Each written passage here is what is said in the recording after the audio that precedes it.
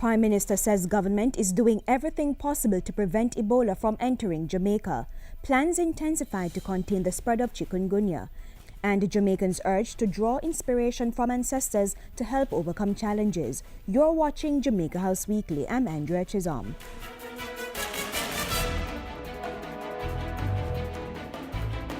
Prime Minister Portia Simpson announced last Tuesday that the government was intensifying plans to stop the Ebola virus from entering Jamaica. She was speaking at a special meeting with members of parliament and other key stakeholders at the Jamaica House. By Thursday, the government issued an immediate travel ban against persons coming directly or indirectly from the 3 West African countries most affected by the Ebola outbreak. The ban extends to those living in Guinea, Liberia, and Sierra Leone, and those who have traveled to or through the 3 countries 28 days before coming to Jamaica. Jamaican citizens who have traveled to these countries within 28 days of coming to the island will be quarantined in the interest of public health and national security.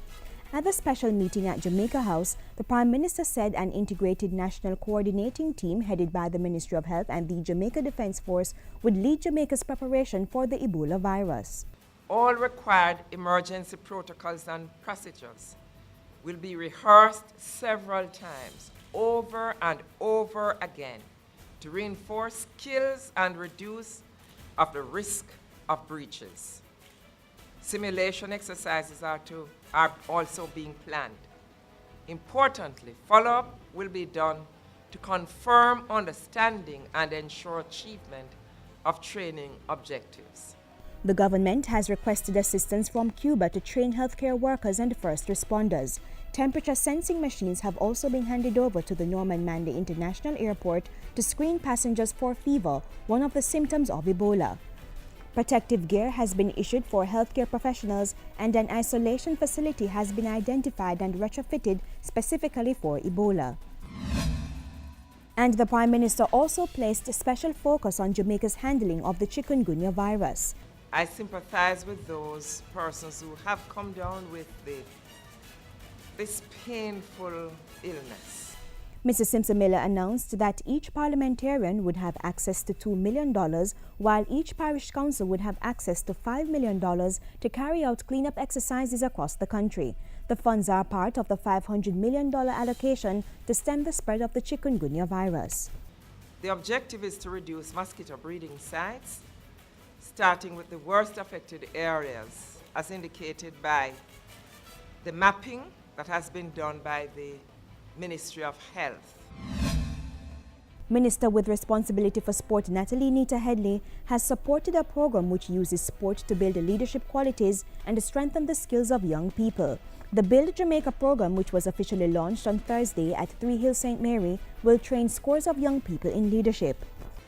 Build Jamaica has already begun to use sports-based training integrated into our sports clubs and local community groups in order to enhance the competencies of our young people and equip them with knowledge and leadership skills. The Beckwith International Leadership Development Build program is named after Sir John Beckwith and managed by Sport International Inspiration in the United Kingdom. The program is also supported by Youth Sport Trust International and funded by the Top Foundation. Meanwhile, Prime Minister Portia Simpson was represented at the annual Courtney Walsh Awards for Excellence. Minister of Water, Land, Environment and Climate Change Robert Pickersgill attended the ceremony on behalf of the Prime Minister. 100-meter sprinter and Olympic 4x100-meter gold medalist Michael Frater copped the award. Other nominees were netballer Romelda Aiken, boxer Tetsi Lights Out Davis, and 400-meter sprinter Novlin Williams-Mills.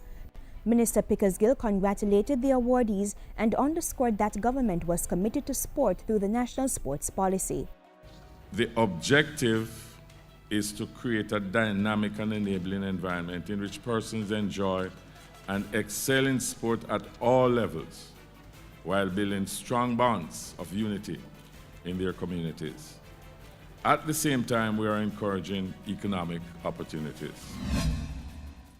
National Heroes Day presents an opportunity for us to recapture the fighting spirit of our ancestors as we work as one people, shaping a better future together. Prime Minister Portia Simpson in her Heroes Day message to the nation. She encouraged Jamaicans to draw inspiration from ancestors and never lose hope. No matter what the challenges are that confront us, as Jamaicans, it is not in our character to allow hopelessness and despair to overcome us. We never give up hope. We never have, and we never will. And so the Prime Minister took time out on Monday to celebrate the achievements of 233 individuals at the National Honours and Awards ceremony on the lawns of King's House. The individuals who were awarded provided exceptional service to various sectors of society. And finally, Minister without portfolio in the Office of the Prime Minister, Natalie Nita Headley, met Nation of Islam leader Louis Farrakhan when he arrived at the Norman Manley International Airport Wednesday night. Welcome you wholeheartedly to this soil, this beautiful place that I know you call home. Minister Farrakhan gave the main address on Sunday at the 19th anniversary of the Million Man March at the National Arena. The Million Man March was first held in Washington, D.C. in 1995, drawing nearly 2 million African American men as part of a movement for atonement, reconciliation, and responsibility. And those were just some of the stories coming out of the Office of the Prime Minister in the preceding week. Join us next week for an update of activities.